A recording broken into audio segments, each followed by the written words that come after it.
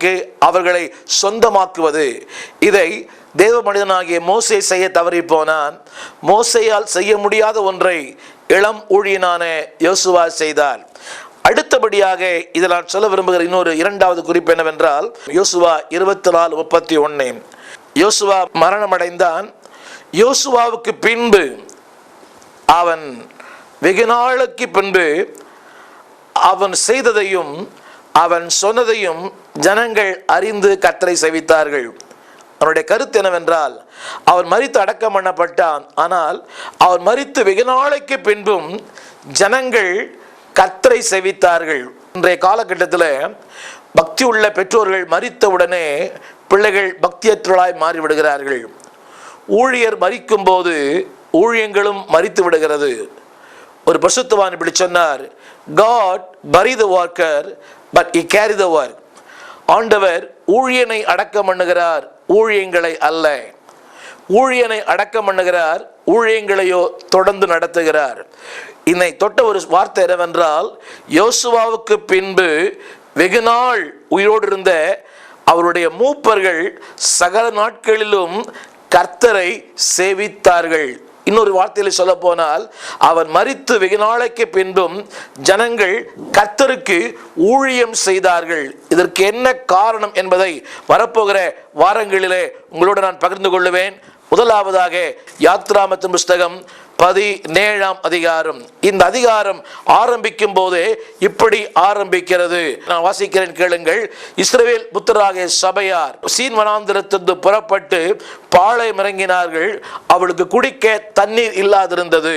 இந்த 17ஆம் அதிகாரமானது மோசேயின் வாழ்க்கையிலே மிகப்பெரிய ஒரு சவாலான ஒரு அதிகாரம். ஏனென்றால், அன்புக்குரியவர்களே, வாழ்க்கையிலே எவ்வளவுதான் நீங்கள் வளர்ந்திருந்தாலும் தீர்வுளாக இருந்தாலும் எல்லா மனிதனுடைய வாழ்க்கையில 3 விதமான காலங்கள் வருகிறது. ஒன்று இருளான நேரங்கள், டார்க்கஸ்ட் டைம். அடுத்து தடுமாறும் நேரங்கள், ட்ரிஃப்டிங் டைம். மூன்றாவது சந்தேகப்படுகிற நேரங்கள், டவுட்டிங் டைம். எந்த ஒரு மனிதனுடைய வாழ்க்கையிலும் இது வரலாம். டார்க்கஸ்ட் டைம், வேதம் சொல்கிறது, என் தாசன் வெளிச்சம் இல்லாததினாலே இருளிலே நடக்கிறான். உலகத்தை படைத்த இரட்சகர் இயேசு அவர் இருளிலே இருந்தார் என்று வேதத்தில் வாசிக்கிறோம். மார்க்கு சுவிசேஷம் 15ஆம் அதிகாரத்தில் வாசிக்கிறோம். அப்படியானால் இந்த பூமியில வாழ்கிற ஒவ்வொரு மனிதனுக்கும் இருளை கடந்து போக வேண்டிய பல காலகட்டங்கள் உண்டு. இருளான நேரம், தடுமாறும் நேரம், சந்தேகப்படுகிற நேரங்கள். இந்த 17ஆம் அதிகாரத்தில் மோசேயினுடைய ஒரு வார்த்தையை நான் வாசிக்கலுங்கள். 4ஆம் வசனத்தில், நான் என்ன செய்வேன்? எகிப்தினுடைய சகல சாஸ்திரங்களை கற்று தெரிந்தவன், தேவனோடு கூட முகமுகமாய் உரையாடினவர், ஒரு நண்பனை போல தேவனோடு பேசினவர். அப்படிப்பட்ட மாபெரும் தேவ மனிதனுக்கு தடுமாறும் நேரங்கள், திகைக்கும் நேரங்கள். அது மட்டுமல்ல, அவர் அடிக்கடி 2ஆம் வசனம் 3ஆம் வசனத்திலே ஏன் ஏன் என்று கேள்வி கேட்கும் நேரங்கள். என் அன்பு ஊழியர்களே, என் அன்பான கர்த்தருடைய பிள்ளைகளே, ஒருவேளை நீங்கள் நீண்ட காலம் கர்த்தருக்கு ஊழியம் செய்திருக்கலாம், நீண்ட கால அனுபவங்கள் இருந்திருக்கலாம். ஆனால் இப்படிப்பட்ட அனுபவங்கள் நல்லது. அனுபவங்களுக்கு மத்தியிலே ஆண்டவரை கேள்வி கேட்கிற நேரங்கள் ஏராளம். இப்படிப்பட்ட மோசேயினுடைய வாழ்க்கையில அவருக்கு 2 காரியங்கள். ஒன்று உள்ளான தாக்குதல், இன்னொன்று வெளியான தாக்குதல். உள்ளான தாக்குதலுக்கு சொந்தக்காரர்கள் தேவ ஜனங்கள், வெளியான தாக்குதலுக்கு சொந்தக்காரர்கள் அமிலேக்கியர். 8ஆம் வசனம் வாசிக்கும் போது, இஸ்ரவேல் அவர்கள் அமிலேக்கியர் யுத்தம் பண்ணினார்கள். ஒன்று உள்ளான போராட்டம், இன்னொன்று வெளியான போராட்டம். ஊழியம் செய்கிற ஒரு ஊழியனுக்கு பலமுனை போராட்டம், பலமுறை போராட்டம். Severe attack and several attack. இதை ஊழியங்களை கடந்து போனவர்களுக்கு தெரியும். சிறிய ஊழியம் செய்வர்களுக்கு சிறிய போராட்டம், பெரிய ஊழியம் செய்வர்களுக்கு பெரிய போராட்டம். ஊழியமே இல்லாதவர்களுக்கு போராட்டமே இல்லை. ஆனால் ஊழியம் செய்கிற ஒவ்வொரு ஊழியனுக்குமே பலமுனை போராட்டம், பலவிதமான போராட்டங்கள். நல்ல ஊழியனுக்கு அடையாளம் அன்பானவர்களே காயங்கள், உள்ளான காயங்கள், வெளியான காயங்கள். யுத்த வீரனுக்கு அடையாளம் தழும்புகள் என்று சொல்லுவது போல ஒரு ஊழியனுக்கு அடையாளங்கள் வாழ்க்கையின் போராட்டம். இப்படிப்பட்ட கலங்கி தவித்த அந்த மோசேயினுடைய வாழ்க்கையிலே நான் வாசிக்கிறோம். யாத்ராமத்தின் புஸ்தகம் 17ஆம் அதிகாரம் 9ஆம் வசனம், 40 லட்சம் ஜனங்கள் அவனை சுற்றி இருந்தார்கள். ஆரோன் இருந்தார், எல்லாரும் இருந்தார்கள். அவனுடைய மாமனார் எத்ரோ இருந்தார். ஆனால் மோசேயின் கண்களுக்கு நம்பிக்கையுள்ள ஒரு மனிதனை தென்பட்டான். அவன்தான் யோசுவா. 17ஆம் அதிகாரம் 1ஆம் வசனம் சொல்கிறது, மோசே யோசுவாவை நோக்கி, நீ நமக்காக மனிதரை தெரிந்து கொண்டு அமலேக்கியரோடு யுத்தம் பண்ணு. அன்பானவர்களே, கலங்கின்ற ஒரு மனிதன், கேள்விகளோடு இருந்த ஒரு மனிதன், தடுமாறும் ஒரு மனிதன், இருளான ஒரு மனிதன். ஆனால் அவனுடைய நம்பிக்கைக்கு பாத்திரமாய் அவன் கண்களிலே அன்றைக்கு அவருக்கு தென்பட்ட ஒரு மனிதன் யோசுவா. இவன் ஒரு வாலிபன் என்று சொல்லி 33ஆம் அதிகாரத்தில் வாசிக்கிறோம். நான் சொல்ல வந்த விஷயம் என்னவென்றால், இந்த யோசுவாவுக்கு அனுபவங்கள் இல்லை, திறமைகள் இல்லை, தாளந்துகள் இல்லை. ஆனால் அன்பானவர்களே, இவர்கள் சாக்கு போக்கு சொல்லாதபடி அடுத்த வசனம் சொல்கிறது, யோசுவா தனக்கு மோசே சொன்னபடியே செய்தான். இந்த வார்த்தை வாசிக்கும் போது நான் மகிழ்ச்சி அடைகிறேன். யோசுவா தனக்கு மோசே சொன்னபடியே, யுத்தங்களிலே அனுபவம் இல்லாதவன், யுத்தங்களிலே பழக்கம் இல்லாதவன். எனக்கு அன்பானவர்களே, ஒருவேளை மோசே, தேவமனிதனாகிய மோசே சாக்கு போக்கு சொன்னவர், ஜனங்களை அவர் குற்றப்படுத்தினார், தன் இல்லாமையை அவர் சொன்னார். அடுத்தவர் சொன்ன வார்த்தை, நீ அனுப்ப சித்தமா இருக்கிற யாரையாகிலும் அனுப்பும். அவனுடைய வாழ்க்கையிலே ஜனங்களை குற்றப்படுத்தினான், தன்னையே குற்றப்படுத்தி கொண்டான். அடுத்தபடி சாக்கு போக்கு சொன்ன ஒரு மனிதன். ஆனால் யோசுவாவோ எந்த சாக்கு போக்கும் சொல்லாமல், எதிர்பார்ப்பு இல்லாமல், நிம்மதி இல்லாமல் அடுத்த வசனம் சொல்கிறது, தனக்கு மோசே சொன்னபடியே செய்தான். 13ஆம் வசனம் சொல்கிறது, யோசுவா அமலேக்கியரும் ஜனங்களையும் பட்டய கருக்கினாலே முறியடித்தான். இதை கேட்டுக்கொண்டிருக்கிற அன்பு ஊழியரே, ஒருவேளை நீங்கள் ஊழியம் செய்கிற இடங்கள் கடினமான இடமா இருக்கலாம், மக்கள் மனம் திரும்பாத இடமா இருக்கலாம், எதிர்ப்புகள் நிறைந்த இடமா இருக்கலாம். ஆனால் ஆண்டவர் என்ன சொன்னாரோ அதை செய்யும் போது நீங்கள் ஜனங்களை நீங்கள் ஆண்டவருக்கு சொந்தமாய் மாற்ற முடியும். அன்பு ஊழியரே, உங்களுக்கு திறமைகள் இல்லாமல் இருக்கலாம், வரங்கள் இல்லாமல் இருக்கலாம், வல்லமை இல்லாமல் இருக்கலாம், ஒருவேளை படிப்பு திறமை இல்லாமல் இருக்கலாம். கவலை இல்லை. வேதம் சொல்கிறது, ஆண்டவர் திறமை உள்ளவர்களை தெரிந்து கொள்ளவில்லை, தெரிந்து கொண்டவனுக்கு திறமைகளை கொடுக்கிறார். When God calls you, He equips you. When God calls you, He provides you. இந்த நாளிலே ஒருவேளை ஊழியத்திலே சோர்ந்து போய் பலமுறை தாக்குதலாலும் செய்வதறியாது மோசையை போல என்ன செய்வேன் என்று கலங்கி இருக்கிற உங்களுக்கு ஆண்டவர் சொல்கிற வார்த்தை, அன்பானவர்களே, நீ நல்ல ஒரு யுத்த வீரனாயிரு. அதைத்தான் அடிக்கடி பவுல் சொல்கிறார். அதாவது தண்டில் சேவை பண்ணுகிற எவனும், அதாவது பிழைப்புக்கு அடுத்த அலுவல் சிக்கிக்கொள்ளாதபடி நீ நல்ல போர்ச்சேவகனாயிரு, தீங்கு அனுபவி. அன்பானவர்களே, அதைத்தான் பவுல் சொல்லும் போது, நல்ல போராட்டத்தை போராடினேன். அன்பானவர்களே, நீங்களும் நானும் போராட அழைக்கப்பட்டிருக்கிறோம். இந்த உலகமானது அன்பானவர்களே போராடும்படிக்காக உங்களுக்கும் எனக்கும் அதிகமான சவால்களை முன்வைத்திருக்கிறது. நாம் கண் விழித்துக் கொள்வதற்கு முன்பாகவே பிரச்சனைகள் கண் விழித்துக் கொள்ளுகிறது. ஒரு பக்தன் சொன்னார், ஊழியங்கள் கடினமாயிருக்கும் போது நீ கடினமாயிரு, கடினமே சொல்லும், என்னை விட நீ மிக கடினம். இதனாலே நான் சொல்லுகிற வார்த்தை, நீ நல்ல ஒரு ஊழியனா இருக்க வேண்டுமானால், நீ மரணத்துக்கு பிறகும் நீ பேசப்பட வேண்டுமானால், number 1, you must be a warrior. நல்ல யுத்த வீரனாய், அதாவது தேவையில்லாத யுத்தங்கள் அல்ல, ஆவிக்குரிய யுத்தங்கள், உலக பிரகாரமான யுத்தங்கள், காணப்படுகிற யுத்தங்கள், காணக்கூடாத யுத்தங்கள். யுத்தம் இல்லாத ஊழியர்கள் இல்லை, பாடுகள் இல்லாத ஊழியர்கள் இல்லை. ஒருவேளை வெளியே பார்ப்பதற்கு அவர் சக்கரவர்த்தியா இருக்கலாம், உள்ளே அவர்கள் மெழுகுவர்த்தி. தொடர்ச்சியாக இந்த செய்தியை அடுத்த வாரம் கேட்க உங்கள் அன்போடு அழைக்கிறேன். நல்ல யுத்த வீரனாயிருங்கள், மரணத்துக்கு பிறகு நீங்கள் பேசப்படுவீர்கள். நல்ல ஆண்டவரே, இந்த செய்தியை கேட்ட ஒவ்வொரு ஊழியர்களையும், ஒவ்வொரு திருச்சபை மக்களையும் நீர் ஆசீர்வதியும். ஆண்டவர், நாங்கள் மரித்து வெகு நாளைக்கு பின்பும் ஜனங்களால் பேசப்பட நாங்கள் அறிவித்த கர்த்தரை அவர்கள் சேவிக்க அப்படிப்பட்ட கிருபை, அப்படிப்பட்ட ஒரு நல்ல ஒரு முன்மாதிரியான வாழ்க்கை எங்களுக்கு தாரும். வார்த்தைகளால் மட்டுமல்ல, வாழ்க்கையிலே வாழ்ந்து காட்ட பலன் தாரும். இயேசுவின் நாமத்தில் நல்ல பிதாவே, ஆமேன், ஆமேன். ஆண்டவராக இயேசு கிறிஸ்துவின் நாமத்தில் தொலைக்காட்சி நேயர்களுக்கு என்னுடைய அன்பின் வாழ்த்துக்கள்.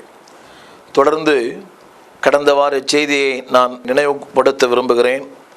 கடந்த வாரத்தின் செய்தி, யோசுவா மரித்தான், ஆனாலும் அவன் கிரியைகள் மரிக்கவில்லை.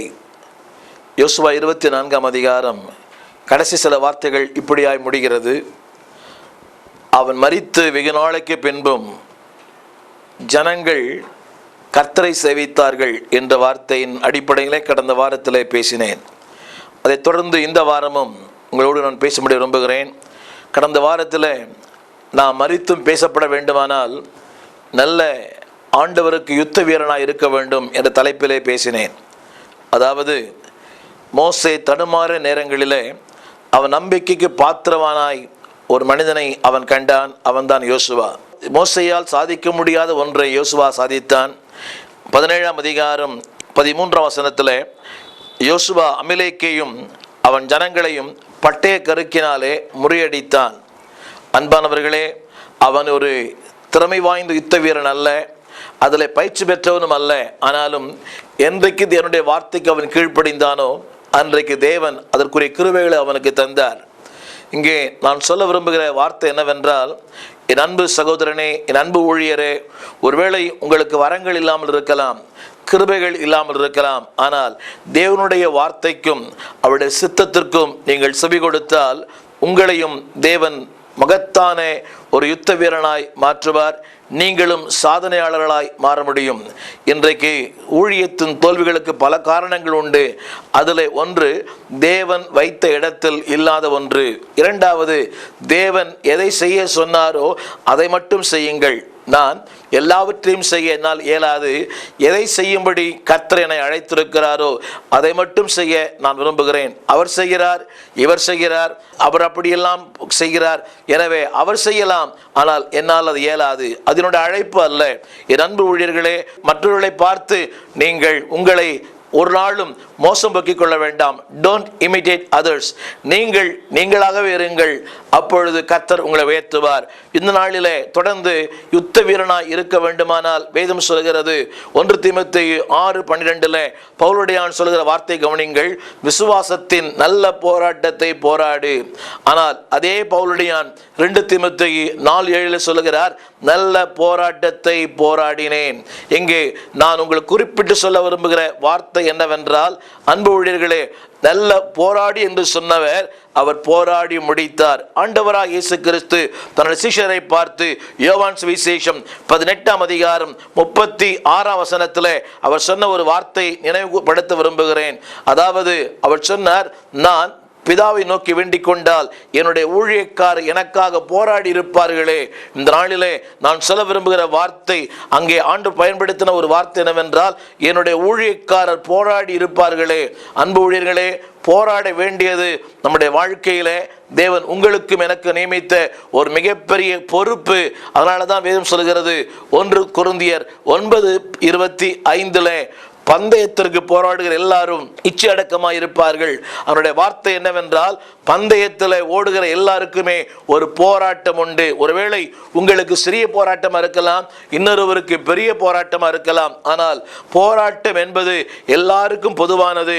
எனவேதான் பக்தன் பாடினான், போராடி என் நெஞ்சமே புகலிடம் மறந்தாயோ, பாராளும் இயேசு உண்டு.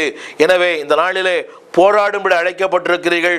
உலகத்திலே பலவிதமான போராளிகளை நாம் பார்க்கிறோம். ஆனால் அவர்கள் மண்ணுக்காக போராடுகிறார்கள், நாமோ விண்ணுக்காக போராடுகிறோம், ஆத்துமாக்களுக்காக போராடுகிறோம்.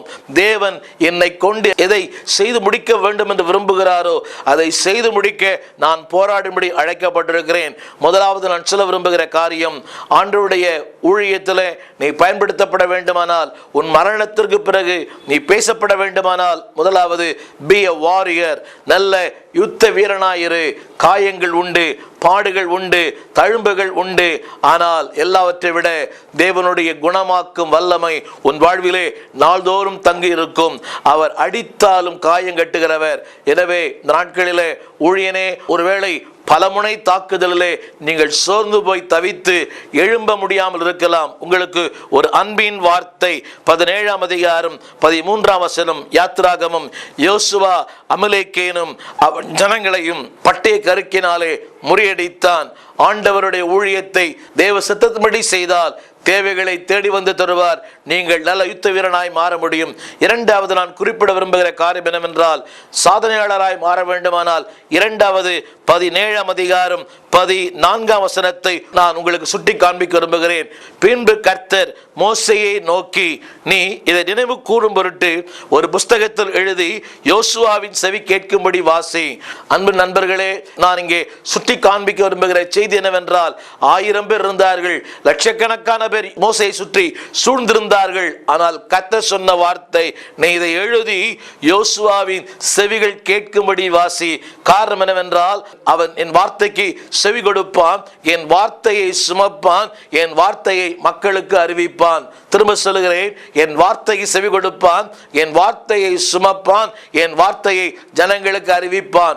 எனவேதான் யோசுவா 1:8 ஆரம்பிக்கும் போதே தேவமனிதனாக யோசுவா சொல்லுகிறார், நீ இந்த வார்த்தைகளை கவனமாய் கேட்டு அதை செய்ய நீ கவனமாய் இருந்தால் உன் வழியை நீ வாய்க்க பண்ணுவாய், புத்திமானாய் நடந்து கொள்ளுவாய். ஆங்கிலத்தில் you will have success and you will have prosperity. அன்பு ஊழியர்களே, செழிப்பையும் வளத்தையும் பெற்றுக்கொள்வது வேறு எதிலும் இல்லை, குறுக்கு வழியில் இல்லை, வசனத்தில் இருக்கிறது. எனவேதான் தேவன் சொன்னார், இந்த வார்த்தைகளை நீ எழுதி யோசுவாவின் செவிகள் கேட்கும்படி வாசி.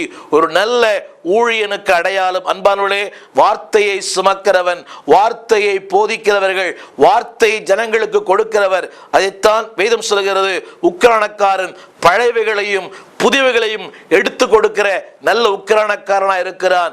இன்றைக்கு வார்த்தைக்குரிய மதிப்பு குறைந்து விட்டது. அப்போஸ்தலர் நடபடியில் எழுதப்பட்டிருக்கிறது, தேவ மனிதனாகிய பவுலை பற்றி உலக மனிதர்கள் சொன்ன வார்த்தை, வசனத்தை போதித்து அவன் ஜனங்களை வசப்படுத்தி கொண்டான்.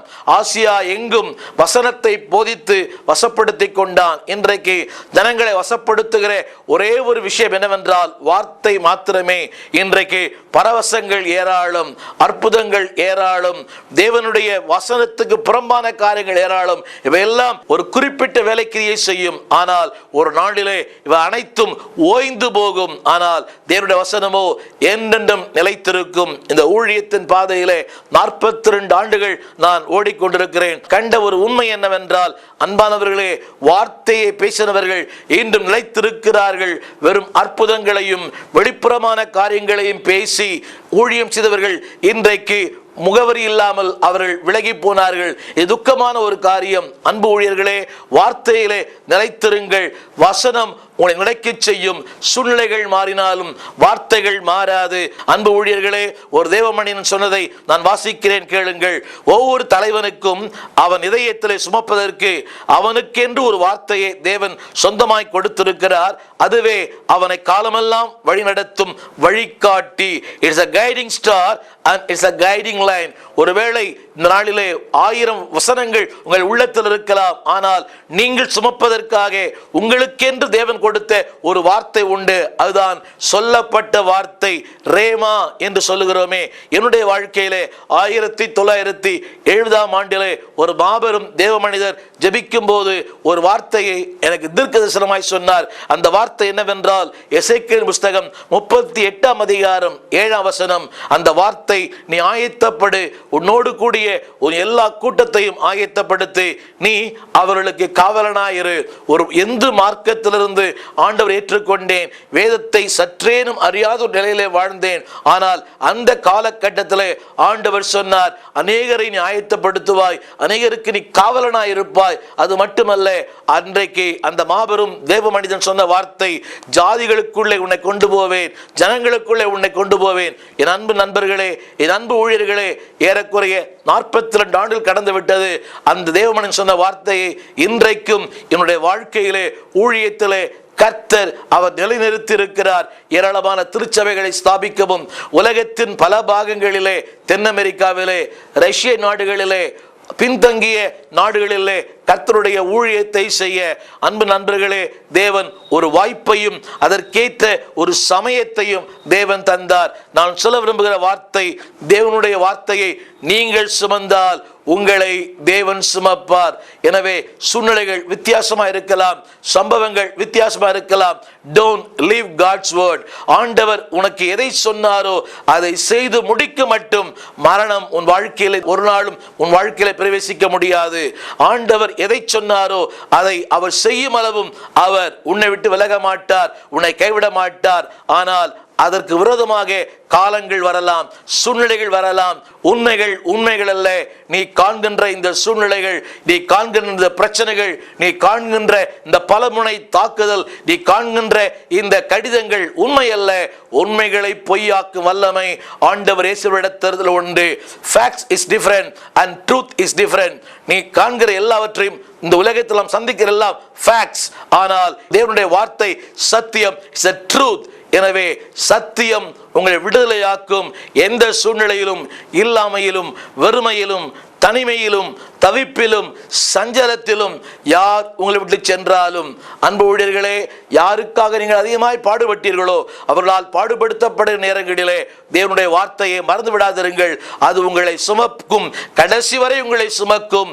கல்லறை போகும் மட்டும் சுமக்கும், பரலோகத்திற்கு செல்லும் வரை அது உங்களை சுமக்கும். இந்த வார்த்தை லூக்காவின் சுவிசேஷம் 24ஆம் அதிகாரம் 52ஆம் வசனத்தில் நீங்கள் பார்க்கும்போது, பரலோகம் செல்லும் வரை அவர் அவர்களை வழி நடத்தினார். மூன்றாவது நான் சொல்ல விரும்புகிற வார்த்தை, நீங்கள் சாதனையாளராய் மாற வேண்டுமானால் யாத்திராகமத்தின் புஸ்தகம் 24ஆம் அதிகாரம், கர்த்தர் மோசேயை நோக்கி, நீ மலையின் மேல் ஏறி என்னிடத்திற்கு வா, நான் அங்கே உனக்கு நியாயப்பிரமாணத்தையும் கற்பனைகளையும் கொடுப்பேன். அன்பானவர்களே, நீ அவைகளை ஜனங்களுக்கு உபதேசி என்று சொன்னார்.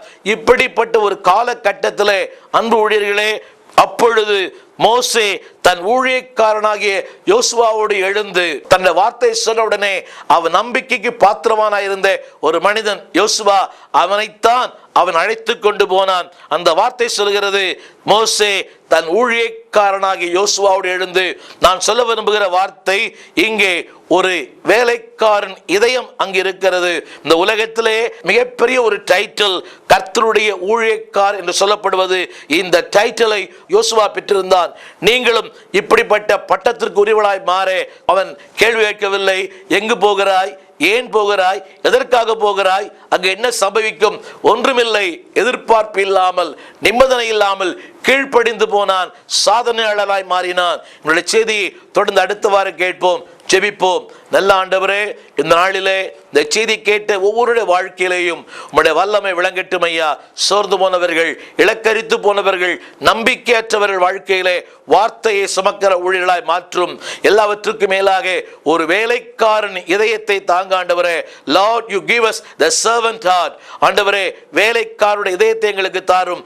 அந்த திராட்சரசம் எங்கிருந்து வந்தது என்று அந்த வேலைக்காரனை அன்றி வேறு ஒருவனுக்கும் தெரியவில்லை இருக்கிறதே. அப்படிப்பட்ட எஜமான உள்ளத்தை புரிந்து கொள்கிற ஒரு வேலைக்கார இதயத்தை எங்களுக்கு தாரும். தொடர்ந்து எங்களோடு பேசும் இயேசுவின் நாமத்தில் எங்கள் நல்ல பிதாவே, ஆமேன், ஆமேன். தொலைக்காட்சி நேயர்களுக்கு அன்பின் வாழ்த்துக்கள். கடந்த வார செய்தியை நீங்கள் தொடர்ந்து கேட்கும்படி அன்போடு அழைக்கிறேன். கடந்த வாரத்தில் நான் பேசின வார்த்தை யாத்திராகமத்தின் புஸ்தகம் 24ஆம் அதிகாரம் 13ஆம் வசனம். மோசே தன் ஊழியக்காரனாகிய யோசுவாவோடு எழுந்து போனான். மேலே சொல்லப்பட்ட வார்த்தைகள் சற்று யோசித்து பார்த்தால், தேவமனிதனாகிய மோசே சொன்ன மாத்திரத்திலே யோசுவா உடனே கீழ்ப்படிந்தான். அந்த வார்த்தை சொல்கிறது, மோசே தன் ஊழியக்காரனாகிய யோசுவாவோடு எழுந்திருந்து போனான்.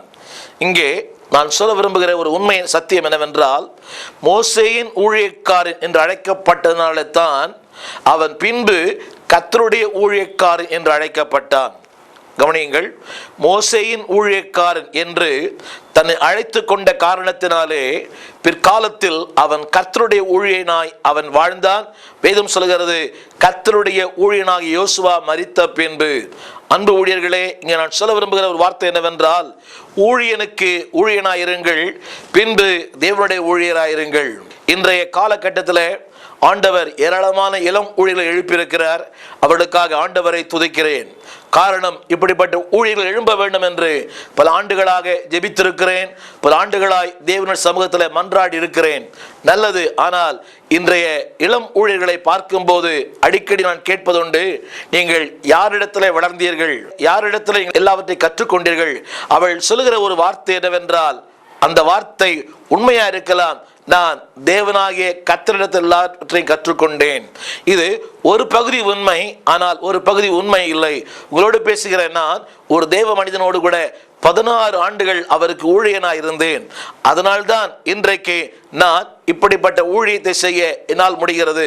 16 ஆண்டுகள் அவர் இன்னும் உயிரோடு வாழ்கிறார்.